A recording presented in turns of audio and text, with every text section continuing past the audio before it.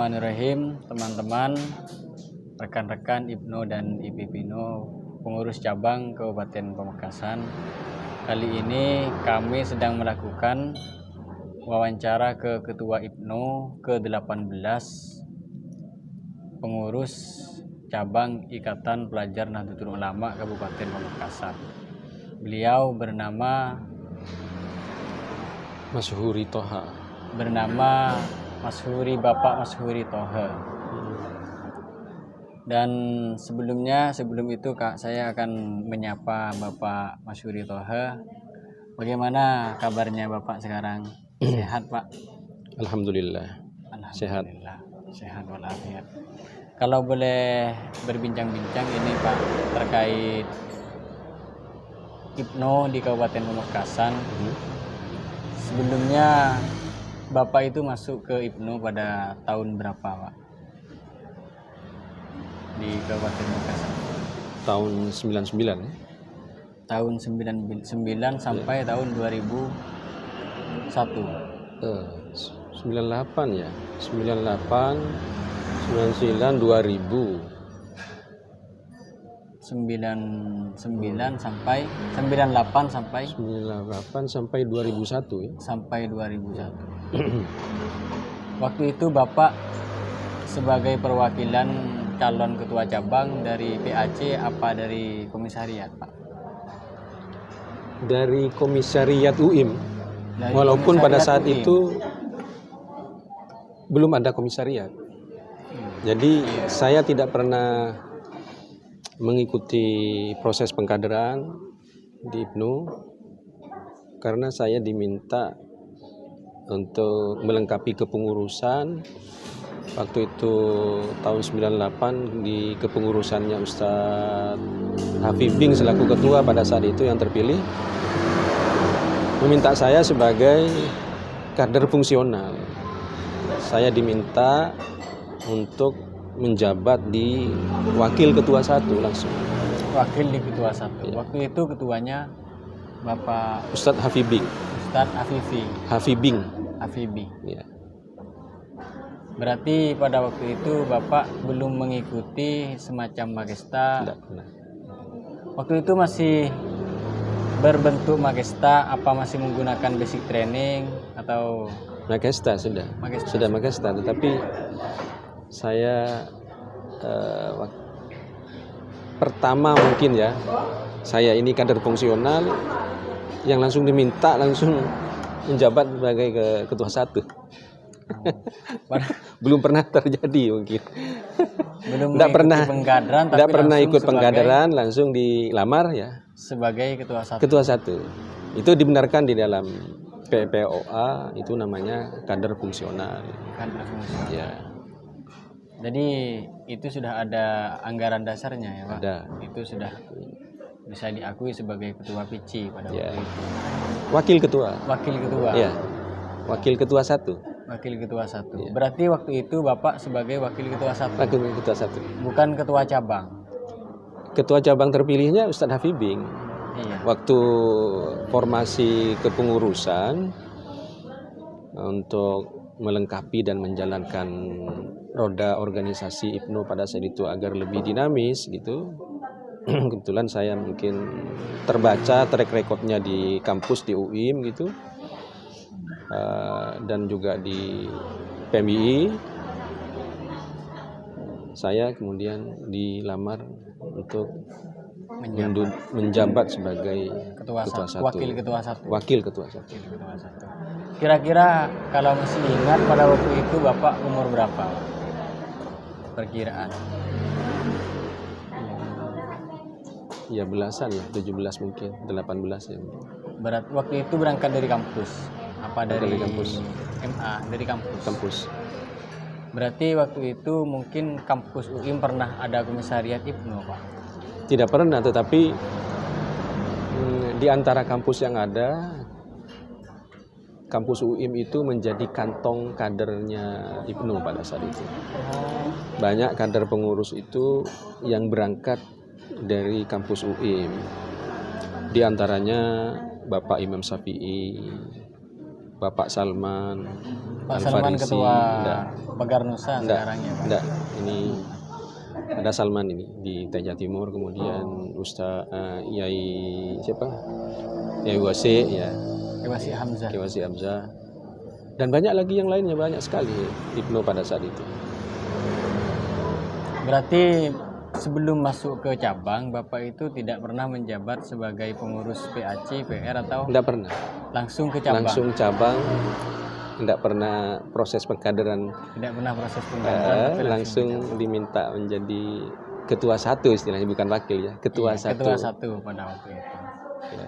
Alhamdulillah. Pada tahun 90, pada tahun 98 sampai 2001. Sampai 98 sampai 2000. 2000. Nah, sampai 99 ya akhirnya mungkin ya. Kan 2 tahun masa jabatan. Iya, Terus 99 itu setelah kongres di Makassar langsung ada pemilihan. Saya terpilih pada saat itu. Tahun 2000 ya kira-kira. Pada tahun 2000. 2000 ya. Jadi saya ini kader milenium pada saat itu. Tahun 2000 ada pemilihan konferensi cabang dan saya terpilih menjadi ketua cabang di tahun 2000 itu. Sampai 2001 apa 2002 ya, saya lupa tahunnya. Kira-kira di Biasanya, tahun-tahun Pak, itu. Biasanya kalau kami ya di cabang itu mempunyai program unggulan atau mempunyai semacam kegiatan unggulan yang dilaksanakan atas nama pengurus cabang. Kalau pada masanya Bapak itu program unggulannya itu kira-kira apa Pak? Kalau masih ingat. Program unggulannya itu saya punya program unggulan itu penguatan internal, itu adalah capacity building namanya. Capacity building. Jadi bagaimana memantapkan kompetensi, komitmen, keahlian, serta rasa memiliki di internal itu. Pada saat itu saya membuat semacam semacam peta kader itu. Dari sekian banyak pengurus itu saya peras lagi menjadi 7 orang. Menjadi 7 orang yang terbaik. Yang terbaik. Dari 7 orang itu saya peras lagi menjadi 1. Terbaik.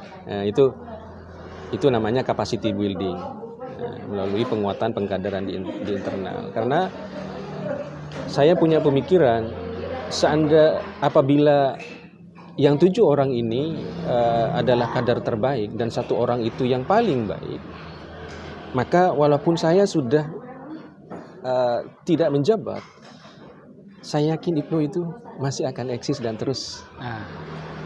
Karena sudah menciptakan kader. Jadi yang 7 orang itu tidak bisa saya sebut seluruhnya, tapi yang saya ingat itu adalah Bapak Mustajab itu, yang pejabat di IAIN, kemudian ada Miftahul Huda namanya, kemudian ada Rusman dan banyak lagi yang lainnya. Itu ada Pak Muin itu, kalau tidak salah itu di wakil sekretaris ya pada saat itu. Pak Muin yang menjadi asisten pribadinya. Ada Ustadz Mudzakir Ghazali yang lebih begitu. Itu diantara kader-kader yang 7 orang yang terbaik pada saat itu. Itu dengan 7 orang itu saya bikin dinamika, dan alhamdulillah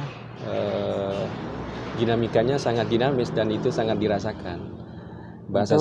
Untuk daerah internal PC. Di internal PC. Jadi saya buat lagi 1 yang paling baik di antara yang 7 itu. Kalau untuk daerah itu adalah sekretaris umum saya, yaitu umum. Salman Al-Farisi Pagar Nusa. Itu. Yang kemudian beliau juga menjadi ketua PC. Itulah juga. Kemudian saya berharap beliau ke 19 Pak. Kalau setelah Bapak. Iya. Sekarang beliau juga menjabat sebagai kemudian yang kedua,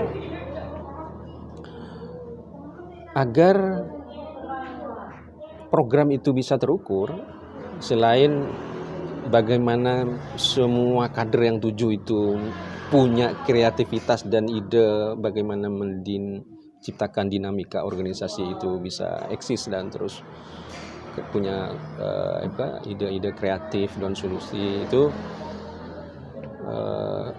Saya program yang kedua yang unggulan itu adalah akreditasi administrasi organisasi. Jadi salah satu sudut pandangnya adalah administrasi. Iya. Nah, kemudian itu juga bagaimana program itu kesuksesan program itu dijalankan, kemampuan untuk berkontribusi kepada masyarakat itu ya. Jadi PAC yang ada itu saya akreditasi. Walaupun pada saat itu belum terlalu dikenal apa itu istilah akreditasi. Saya sudah membuat akreditasi di internal IPNU. Itu tahun 2000 ya saya buat gagasan itu. Sementara maraknya kegiatan akreditasi itu di tahun 2008. Saya tahun 2000 sudah membuat, walaupun istilahnya bukan akreditasi pada saat itu. Jadi Salman itu lebih mengerti karena beliau adalah yang saya minta untuk mengendalikan tugas-tugas administrasi dan manajemen. Jadi saya bikin papan di kantor itu, saya buat penilaian. Ada form-formnya itu. Waktu itu kantornya yang kantor sekarang itu, Pak. Ya. Kantor itu yang di belakang aula itu. Ya, di belakang aula ya. Di selatannya aula, kantor bawah itu di sana. Di bawah itu, di yang bawah, sekarang itu. Iya. Terus jadi mungkin sama ya seperti sekarang ya. Yang membuat dinamika di kantor itu tuh pada saat itu IPNU ya. Yang dinamis, mungkin sama lah, mungkin tetap kayak sekarang ya. Mungkin iya Pak, kalau untuk kepengurusan sekarang alhamdulillah dalam semua lini itu bekerja. Yang menghidupkan NU itu dalam kesehariannya itu sehingga kelihatan hidup itu IPNU. Pada waktu itu. Iya, pada waktu. Alhamdulillah sekarang juga sama Pak. Jadi, mulai dari pengkaderan Makesta, kemudian pembentukan PAC, PR dan PK, alhamdulillah sudah efektif. Sekarang. Meskipun ada sedikit problem yang perlu kita hadapi. Itu program untuk unggulan, 2 program unggulan untuk capacity building dan akreditasi di internal sebagai langkah untuk membuat performan organisasi agar organisasi itu menjadi kebanggaan IPNU dan kebanggaan Nahdien. Alhamdulillah itu disambut. Getaran bahasa saya itu pada saat itu getaran yang dibuat di internal cabang itu dirasakan dinamikanya di tingkat bawah. Sehingga pada saat kita mensosialisasikan program, menggagas program itu mendapat sambutan dari bawah gitu. Sehingga maka saya kemudian membuat semacam pengkaderan dan kegiatan-kegiatan dalam rangka untuk meningkatkan kapasitas di eksternal. Itu diantaranya ada diklat kebendaharaan, belum pernah ada ya. Sekarang belum pernah terdengar itu. Kalau diklat khusus ada. Diklat khusus kebendaharaan, diklat khusus kesekretariatan, diklat khusus namanya diklat kewirausahaan. Ada kewirausahaan. Bahasanya. Tapi IPNU sendiri punya usaha. Oh, pada saat itu usahanya dari warisan yang terdahulu itu diantaranya menjahit. Oh, menjahit. Kursus menjahit. Fotonya juga masih banyak di sana, Pak. Iya. Dan kemudian pada saat itu marak bisnis ayam karena ada pengusaha ternak ayam itu yang orang NU itu Pak Haji Saleh orang Polaken itu diantaranya yang digait untuk melakukan kegiatan-kegiatan pelatihan ekonomi ya bagi teman-teman kader ya. Kira-kira seperti itu. Selain itu yang rutin itu yang sudah menjadi amanat dari organisasi dilaksanakan dengan baik dan diingat tidak ada yang berani pada saat itu tidak ada yang berani menyelenggarakan kegiatan pengkaderan itu di hotel. Pada zaman saya yang Sekarang melakukan gebrakan yang pada saat itu menuai protes dari berbagai kalangan. dari berbagai kalangan. Mengapa Ibnu yang Nahdien yang selama ini tidak anti dengan kegiatan hotel, dengan tanda petik asumsi orang hotel itu kayak apa dan seterusnya. Saya buat lakmut pada saat itu di Hotel Madinah. Iya. Nah, itu diprotes. Saya bilang saya akan menggaransi. Yang akan menggaransi terhadap semua imit-imit negatif itu. Adanya ikhtilat campur laki dengan perempuan, saya akan menjamin bahwa itu tidak akan pernah terjadi. Jadi kantornya teman-teman putra yang Ibnu, yang IPP itu beda, tidak campur walaupun pada saat itu kegiatannya bersamaan. Pada waktu itu kegiatan dalam menggerakkan roda organisasi antara IPP dan Ibnu itu berjalan bersama, Pak. Lah, hampir selalu ya berjalan bersama. Berarti sama Karena juga itu dengan sekarang. bagian dari salah satu pendekatan ya. Karena kita di usia muda, di mana kita ingin memperkenalkan apa itu feminin, apa itu feminak, apa itu laki-laki, apa itu perempuan, kan begitu ya. Itu jadi yang namanya pendidikan gender itu pada saat itu benar-benar kita ingin perkenalkan agar mereka itu tidak gagap dengan pergaulan bebas ya. Tetapi kita bebas bergaul tetapi tetap dalam kerangka yang Islami. Yang rangka positif. Positif. Berarti untuk pengkaderan semacam Makesta, Lakmut dan Badalah pernah mengadakan lakut, Pak. Saya mengutus pada saat itu 2 orang, kalau tidak salah. Yang pertama, lakut pertama itu saudara Mustajab ya, sahabat rekan Mustajab. Yang kedua kalau tidak salah itu sahabat Salman, rekan Salman. Di Jawa Timur pada saat itu tempatnya di mana saya tidak tahu. Otomatis itu kan kita membiayai. Iya. Membiayai. Sempat ada gagasan untuk menyelenggarakan, saya lupa. Apakah kemudian terselenggara atau tidak, karena saya kemudian terkendala dengan pribadi saya. Pada saat itu harus melanjutkan studi ke S2 di Malang di separuh perjalanan kepemimpinan saya. Jadi hampir semua di Unisma, Pak. Di UM IKIP Malang. Saya lanjut di sana sehingga saya kemudian kurang intensif ya mengawal organisasi. Tetapi saya bilang kepada rekan Salman selaku sekretaris saya pada saat itu yang saya percayakan, kalaupun tidak ada kegiatan yang terstruktur, setidaknya layangkan surat sebagai bentuk koordinasi dan komunikasi. Itu bentuk getaran kita dari cabang agar itu bisa nyampe dinamikanya ke tingkat ke bawah PAC. Kalau masih ingat Pak, pada waktu itu PAC yang sudah terbentuk di Pamekasan itu pada masanya Bapak? Kurang lebih ada 6 ya. Tetapi yang mendapat akreditasi A itu 1 di yang Kadur.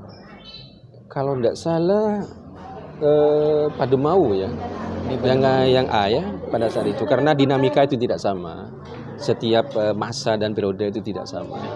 Tergantung juga rekrutmen pengkaderannya di sana. Kalau yang diambil itu kader-kader yang potensial di tingkat PAC itu, maka dinamikanya tentunya akan beda. Semakin baik yang akreditasi B itu Kadur, Larangan, Telanakan. Selebihnya yang lain itu ya ada tetapi tidak dinamis ya gitu. Kurang efektif. Kurang efektif ya. Kalau pada waktu itu yang menjadi problem terbesar di masanya Bapak di dalam menjalankan organisasi itu di bidang apa, Pak? Kalau kami ya banyak lah. Kalau pada masanya Bapak itu kira-kira yang menjadi problem yang tidak teratasi atau problem besar tapi teratasi pada waktu itu. saya mendapatkan dampak dari arus besar perubahan perombakan demokrasi, yaitu reformasi. Berarti pada waktu itu baru masuk ke reformasi. Era reformasi. Dari era Orde Baru. Bayangkan kader di era reformasi itu kayak apa? Kritisnya seperti apa? Itu butuh kemampuan untuk seorang pemimpin untuk mengendalikan kader. Di tengah pada saat itu lingkungan kenegaraan kita itu serta itu berdampak kepada generasi muda itu adalah jiwa patriotik, maksudnya itu adalah demo turun ke jalan dan seterusnya, bahasa-bahasa seperti itu ya. Jadi yang namanya pertarungan idealisme pada saat rapat dan seterusnya, dinamikanya itu kayak gitu. Dampak psikologis ya daripada reformasi itu saya rasakan pada saat itu. Tetapi alhamdulillah saya mampu mengendalikan itu dan membuat dinamika organisasi itu berjalan dengan baik. Dan dicatat, saya terwarisi hutang. Iya, berapa Pak? Saya tidak menyebut jumlahnya, tetapi saya tidak mewarisi hutang. Malah saya mewarisi banyak aset. Lemari administrasi, ada komputer, selain file-file yang sudah tertata dengan baik. Kemudian beberapa pengurus inti yang 7 orang itu saya beri seragam mereka. Saya beri seragam. Mereka cuma ongkos jahit aja. Coba mikir dari mana coba pendanaannya. Dari mana Pak? Ya, kreativitas. Bukan melalui pendekatan terhadap ke dinas negara atau tidak. Saya tidak terlalu mengandalkan itu. Ada kreativitas pada saat itu, diantaranya rekan Salman itu pernah hidup dengan buku saya katakanlah, dan saya juga saya tidak hidup dengan organisasi, tetapi saya berusaha menghidupkan organisasi. Saya punya kreativitas pribadi saya selaku pimpinan agar tidak tergantung kepada pendanaan organisasi di dalam menjalankan organisasi, adalah saya bikin buku. Saya mengarang buku, kemudian buku saya itu laku keras. Namanya Bunga Rampai Kata Bijak. Dan buku satunya itu Kamus Praktis Bahasa Arab dan Bahasa Inggris. Itu dijual ke pondok-pondok pesantren, bagi teman-teman dan rekan-rekan yang mau reseller katakanlah, itu dapat bagian dari buku. Berarti waktu itu karena itu diflorkan di IPNU, maka harus ada kontribusi kepada IPNU dari hasil penjualannya itu. Jadi sama-sama dapat, yang jual dapat, organisasi dapat, dan saya dapat. Salah satunya itu. Untuk pengkaderan Pak di tingkat komisariat dan PR itu sudah terjangkau. Justru pada saat itu sebelumnya belum ada yang bisa menggagas komisariat. Pada saat saya itu sudah saya gagas komisariat IAIN itu. Ketuanya Nora siapa? Hadi siapa namanya? Yang ya anak-anak teman-teman yang putri itu Ansari, ketuanya, yang komisariat Stein pada saat itu. Yang putra itu rekan siapa namanya, Hadi orang Larangan, Lorahid Larangan itu ya. Berarti komisariat IAIN yang waktu itu Stein itu ada IPNU pada masanya Bapak? Nah, pada masa saya yang gagas pada saat itu. PKPT di IPNU itu pertama mungkin saya itu yang menggagas. Kemudian hampir tenggelam. Kemudian akhir-akhir ini muncul kemudian kontradiksi lagi, apakah itu perlu atau tidak. Maka saya selaku pada saat itu yang menggagas itu, tentunya saya agak gimana ya? Banyak kontradiksi di ya. Karena bagi saya pada saat itu, saya yang juga aktivis PBI, saya juga yang aktivis IPNU, saya punya kepentingan untuk memperbesar dan memperbanyak frekuensi dan volume kemampuan kader rekrutmen kader, maka IPNU dan PMII itu adalah jaringnya. Karena sejumlah banyak mahasiswa yang ada di kampus itu tidak mungkin terjaring semua di kepengurusan. Maka tinggal daya tawar kita, adu program dong PMII sama IPNU itu. Alhamdulillah itu bisa sama-sama jalan itu. Tapi tidak bertolak belakang, Pak. Tidak dalam bertolak. pelaksanaan programnya. Tidak. Ya, Tetap berjalan bersama. tetap berjalan. Perkara kemudian yang IPNU mau aktif juga di PMII, monggo. Karena saya juga bagian dari itu gitu. Tidak ada masalah. Karena begini, tidak menutup kemungkinan ada luapan kekecewaan terhadap manajemen PMII. Daripada lompat pada organisasi yang afiliasinya bukan kepada NU, mending ditangkap oleh IPNU. Nah, itu, Pak. Kan begitu. Ex dari PMII waktu itu lah. Itu langsung ke IPNU, bukan ke yang lain. Bukan ke yang lain. Kita wadahi itu. Kita langsung diwadahi oleh IPNU. Dan pengkaderannya jalan. Tidak ada benturan, tidak ada. Alhamdulillah. Dan saya punya prinsip interdependensi namanya. Pada saat itu PMII belum bergabung dengan NU. Belum. Jadi masih di luar NU.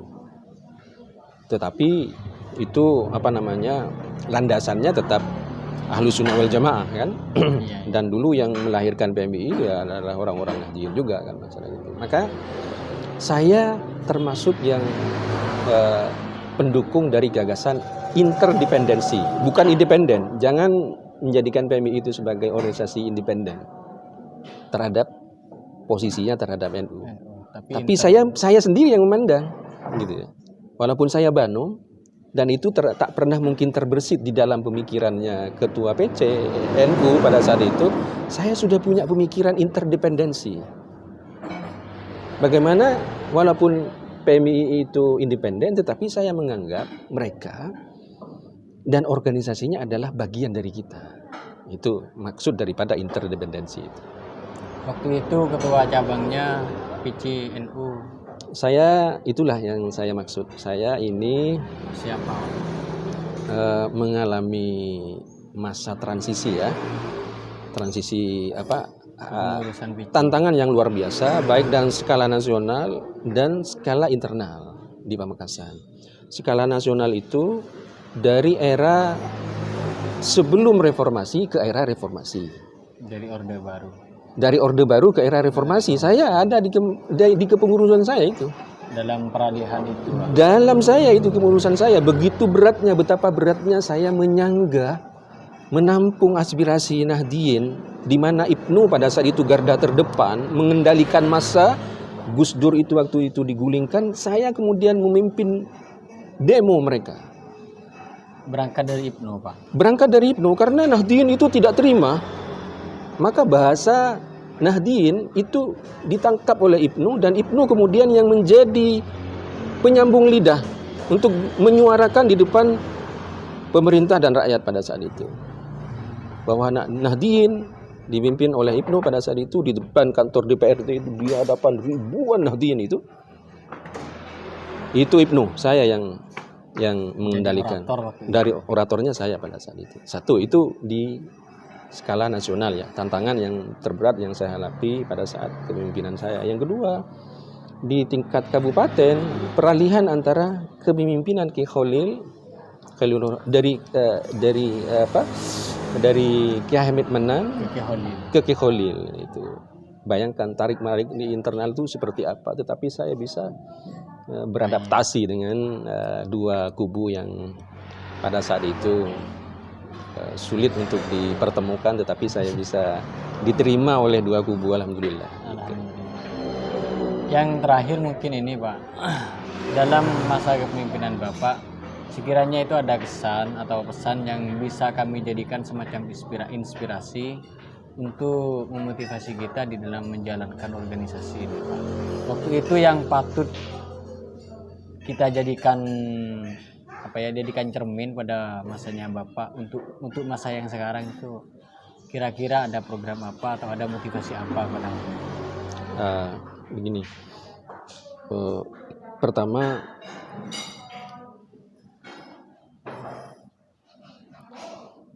agar organisasi itu bisa tetap eksis dan istiqomah ya.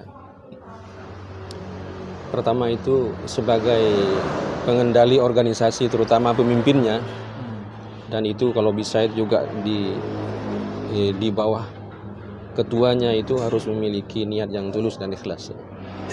Dan di dalam mengabdi. Karena itu akan spiritualitas pemimpin itu akan dirasakan. Nah, maksudnya spiritualitas itu keikhlasan, kesungguhan, kesahajaan, itu komitmen itu akan dirasakan. Harus benar-benar akan dirasakan oleh orang-orang sekitar kita, bahkan itu akan dirasakan oleh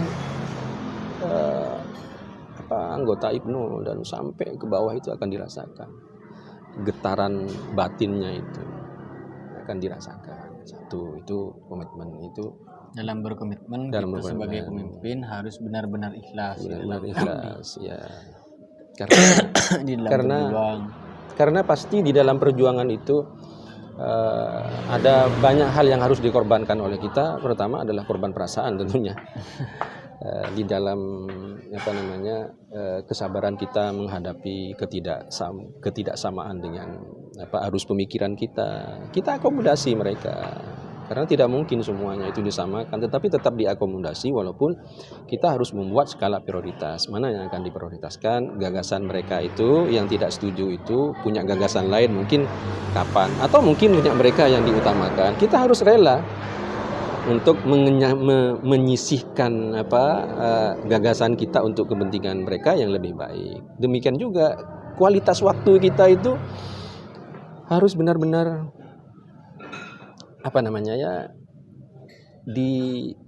dipersembahkan untuk organisasi. Jadi tidak ada hari kalau ingin apapun, kegiatan apapun yang kita lakukan itu harus kualitas waktunya harus totality ya. Harus time seriesnya itu selalu itu harus untuk organisasi itu. Satu kali 1 jam 1 menit saja kita lengah, maka pada saat itu juga lengah akan menimbulkan keterbengkalaian gitu ya. Satu itu ya dari segi kepemimpinan ya. Dari segi kepemimpinan, manajemen waktu kita harus benar-benar hati-hati. Harus bisa mengelola menit sedemikian rupa. Siapa yang tidak sibuk sih di era disruptif seperti sekarang ini, karena semua orang itu sudah memiliki kecerdasan untuk mengakses informasi. Tetapi bagaimana selaku pemimpin itu bisa membangkitkan gairah pengabdian kepada NU itu butuh seni ya. Butuh seni. Kemudian dari segi pengkaderan kalau bisa itu apa yang sudah saya rintis itu seperti kewirausahaan itu kalau bisa di masa yang akan datang itu kewirausahaan. Saya itu lagi yang saya lupa. Saksinya itu adalah rekan Salman ya. Pada saat itu saya sudah punya gagasan agar bagaimana OSIS di Ma'arif NU itu diganti menjadi IPNU. Saya sudah punya gagasannya pada saat itu. Karena waktu itu IPNU dihapus karena ada peraturan dari Orde Baru untuk semua organisasi pelajar harus menggunakan OSIS. Sehingga pada waktu itu IPNU kan dirubah menjadi Marsnya itu dirubah Wahai Putra. Iya. Bukan Wahai Pelajar. Itu ada Soeharto. Soeharto. Kemudian pada saya itu karena dikembalikan lagi ke saya IPNU. Mau itu cuma karena begitu tantangannya begitu berat, tidak apa-apa lah. Bahasanya saya itu gagasan yang baik itu menjadi sampah itu tetap gagasan baik lah gitu ya. Jadi berarti sudah ada yang LPM Arif yang terbentuk, yang OSIS-nya diganti IPNU Pak? Belum sempat, tapi sudah ada gagasan saya sebenarnya. Sering sudah diflorkan di rapat-rapat dan sebagainya. Kemudian yang kedua, mengapa saya ingin ada pelatihan kewirausahaan ya, itu bagaimana itu bisa diusulkan agar menjadi program kaderisasi nanti di Kongres agar itu menjadi amanat Kongres. Mengapa kewirausahaan? Karena kita Nahdien ini lemahnya itu di dalam mengelola aset ya, ekonomi dan seterusnya ya. Maka kemampuan mengelola sumber daya alam, sumber daya manusia itu melalui pengkaderan kewirausahaan itu sangat penting saya kira untuk menjadi solusi. Ketertinggalan kita itu di bidang ekonomi itu dengan menciptakan banyak kader kewirausahaan itu akan mempercepat ya lompatan bagaimana NU itu melalui dari IPNU ini, karena pastinya ya kader IPNU itu akan menjadi penyangga terhadap induk terbesarnya yaitu NU. Nanti setelah dia selesai dari IPNU, dia akan membesarkan NU. Langsung masuk ke Ansor dan seterusnya begitu. Begitu dia sudah menjadi pemimpin di NU itu, mereka memiliki mindset ekonomi yang luar biasa, yang tidak hanya selama ini yang saya lihat itu, dan kegelisahan saya juga pada saat itu, kader-kader Nahdliyin itu terlalu political minded ya. Bangga kalau sudah menjabat, menjadi politisi dan seterusnya. Boleh, tidak apa-apa, karena itu juga bagian daripada himayatuddin, kemudian juga merawat organisasi, mengawal organisasi Nahdliyin itu juga melalui politik. Tetapi tidak kalah pentingnya juga di bidang pendidikan sudah kita ya, Ma'arif ya, kemudian yang masih perlu ditata lagi ada perekonomian. Maka mental kewirausahaan itu adalah saya kira menjadi menjadi instrumen ya untuk membesarkan aset ekonomi, pengelolaan aset pribadi, sehingga tidak terjadi political minded terus ingin bertabrakan di tingkat kepentingan politik ya. Kalau sudah mandiri di bidang ekonomi, dia sudah tidak butuh lagi dengan tidak meminimalisir terjadinya gesekan antar kader di politik, karena selama ini yang saya lihat itu.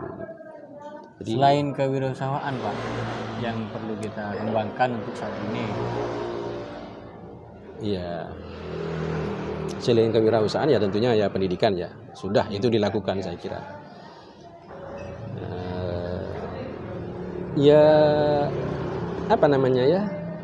Mengembalikan, saya tidak ingin membahasakan hitoh sih sebenarnya.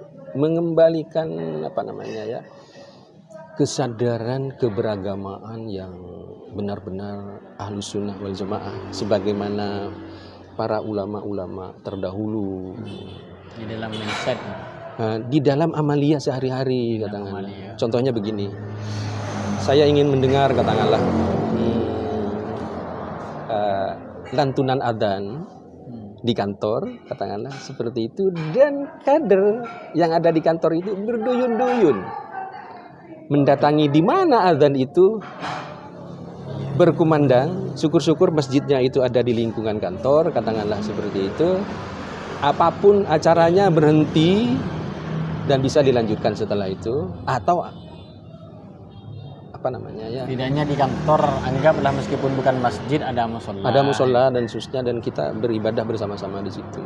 Dan itu bukan karena bolehlah itu diorganisir, tapi pada akhirnya saya harapkan itu sudah menjadi panggilan jiwa untuk melakukan peningkatan ibadah itu. Karena dengan cara seperti itu akan melahirkan pemimpin yang amanah, yang cerdas, akhirnya berkualitas.